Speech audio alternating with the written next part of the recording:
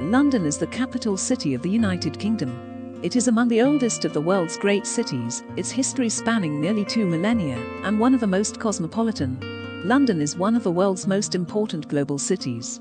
It exerts considerable influence upon the arts, commerce, education, entertainment, fashion, finance, healthcare, media, professional services, research and development, tourism, and transportation. It is one of the largest financial centers in the world, and in 2019, London had the second highest number of ultra-high net worth individuals in Europe, after Paris.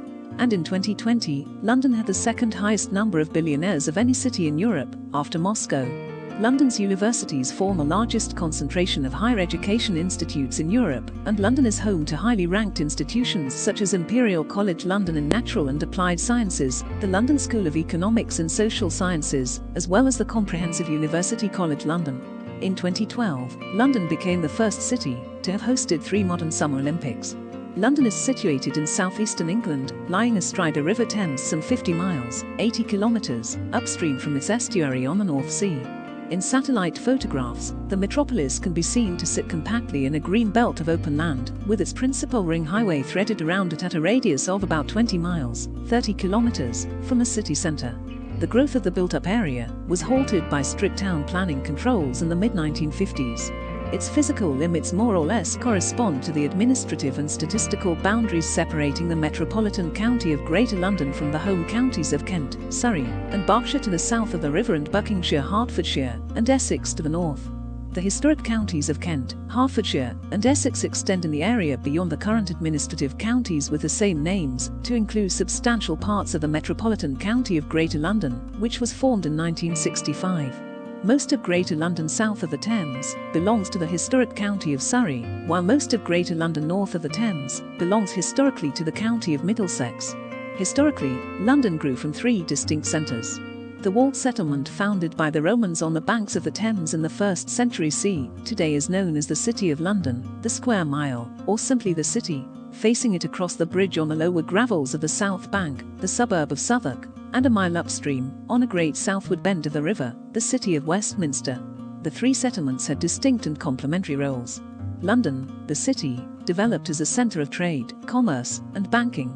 Southwark, the borough, became known for its monasteries, hospitals, inns, fairs, pleasure houses, and the great theatres of Elizabethan London, the Rose, 1587, the Swan, 1595, and the world-famous Globe, 1599. Westminster grew up around an abbey, which brought a royal palace, and, in its train, the entire central apparatus of the British state, its legislature, executive, and judiciary. It also boasts spacious parks and the most fashionable district for living and shopping, the West End. The North Bank settlements merged into a single built-up area in the early decades of the 17th century, but they did not combine into a single enlarged municipality. The population of London already exceeded 1 million by 1800. A century later it reached 6.5 million. The city's physical expansion was not constrained either by military defences, a highly influential factor on continental Europe, or by the intervention of state power, so evident in the town planning of Paris, Vienna, Rome, and other capitals of continental Europe.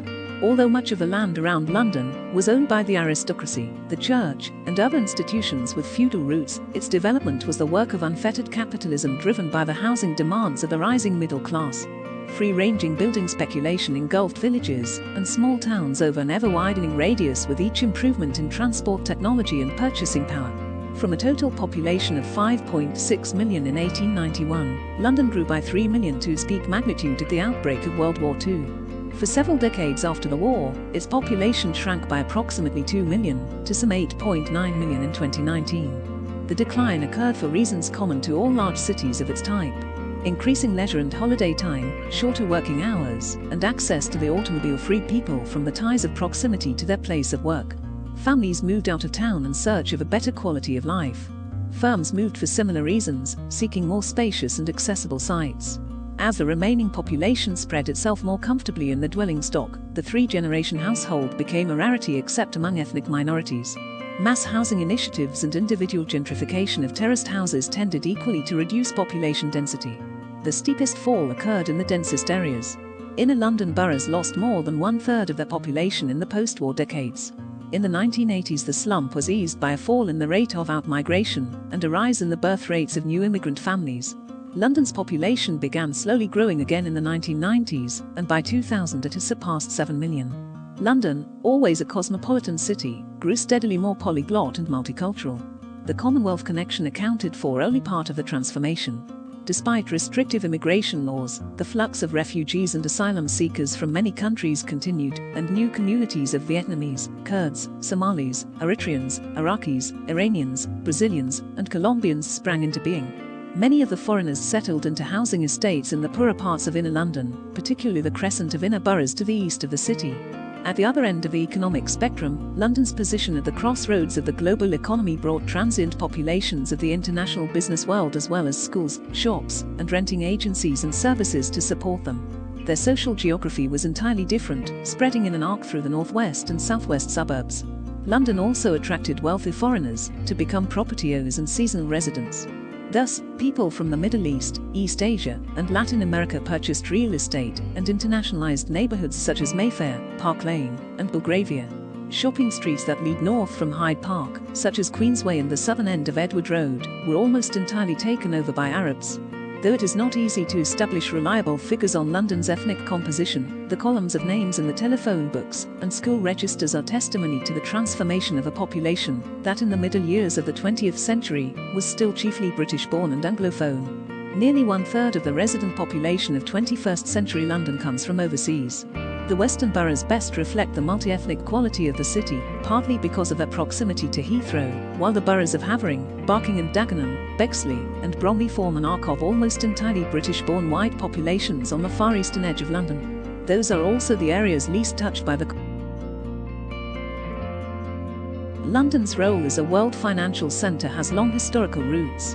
At the end of the 19th century, more than half the world's trade was financed in British currency, pounds sterling. In the early 20th century, the city played a more modest role as a banker to the British Empire and the sterling area of trading nations. It regained a global presence thanks to the relaxation of exchange controls in 1958, the development of a euro currency and eurobond markets in the 1950s, and the deregulation of capital and securities markets in the 1980s. In the 1990s, London's most significant revenue-earning function was to provide a centre for the international banking market. A unique concentration of banks from every corner of the globe allowed an exceptional range of currencies to be traded. In the competitive climate of contemporary global finance, it captured a large share of activity in the new esoteric markets, swaps, cross-exchange equity trading, and currency options, and also maintained its historical position in the conventional fields of international bank lending, underwriting, bond trading, foreign exchange trading, and investment management. London became Europe's main centre for large volume trading in securities. It dominated the world market in marine and aviation reinsurance. The British Museum originated in 1753 in the government's purchase and amalgamation of 3 collections. The antiquities and natural history specimens assembled by the physician Sir Hans Sloane, the Cottonian Library and antiquities accumulated over 50 years by the Cotton family of Westminster, and the Harleian collection of manuscripts built up by the 1st and 2nd Earls of Oxford. London's finance industry is based in the City of London and Canary Wharf, the 2 major business districts in London. London is one of the preeminent financial centres of the world as the most important location for international finance. The London financial elite was strengthened by a strong Jewish community from all over Europe capable of mastering the most sophisticated financial tools of the time. This unique concentration of talents accelerated the transition from the commercial revolution to the industrial revolution. By the end of the 19th century, Britain was the wealthiest of all nations, and London was a leading financial centre. Still, as of today, London tops the world rankings on the Global Financial Centres Index. Media companies are concentrated in London, and the media distribution industry is London's second most competitive sector. The BBC is a significant employer, while other broadcasters also have headquarters around the city. Many national newspapers are edited in London. London is a major Finally, London is one of the leading tourist destinations in the world, and in 2015 was ranked as the most visited city in the world with over 65 million visits. It is also the top city in the world by visitor cross-border spending, estimated at US $20.23 billion in 2015. Tourism is one of London's prime industries. London is a major international air transport hub with the busiest city airspace in the world. 8 airports use the word London in their name, but most traffic passes through 6 of these. Additionally, various other airports also serve London, catering primarily to general aviation flights. London Heathrow Airport, in Hillingdon, West London, was for many years the busiest airport in the world for international traffic and is the major hub of the nation's flag carrier, British Airways. In March 2008, its fifth terminal was opened. In 2014, Dubai gained Heathrow the leading position in terms of international passenger traffic. The London Underground, commonly referred to as the Tube, is the oldest and third longest metro system in the world. The system serves 270 stations and was formed from several private companies, including the world's first underground electric line, the City and South London Railway. London's history and its economic, social, educational sectors can't be explained in this short video. It takes a great effort and time to showcase the city in a broader way. I hope you have got some important information regarding the City of London.